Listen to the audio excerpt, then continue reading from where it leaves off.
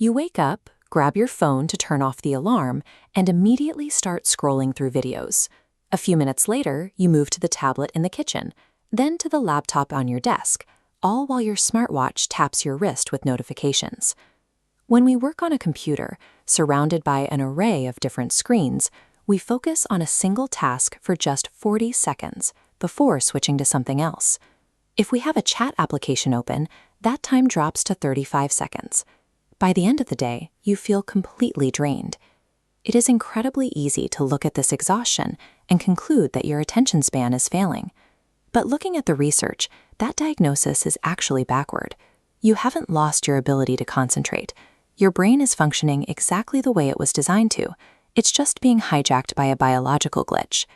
People who struggle with distraction, including those with ADHD, are completely capable of paying attention. Their problem is that they are over-focusing on the wrong details. This diagram illustrates what happens neurologically.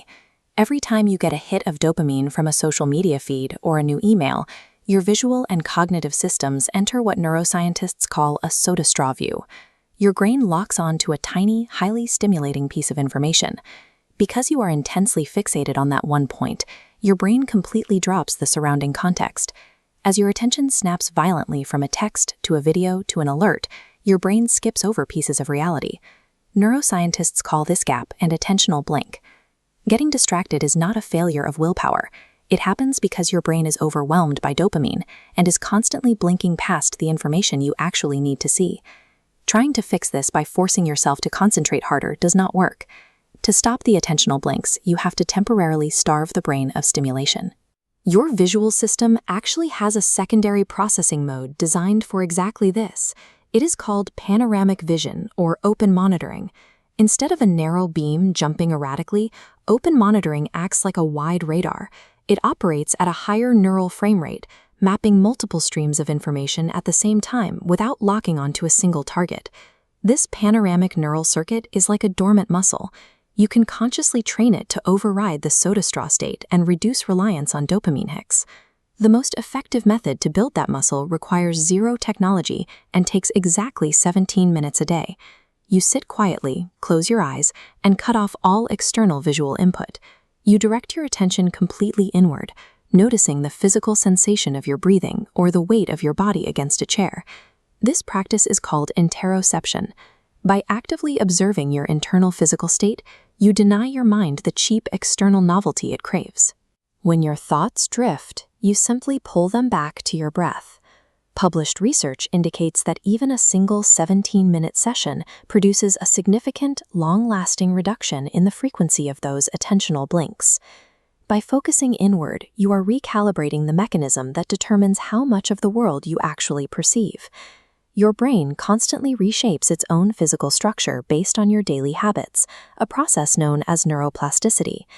Every time you rapidly bounce between an inbox, a chat window, and a browser tab, you are physically training your neural pathways to become fragmented.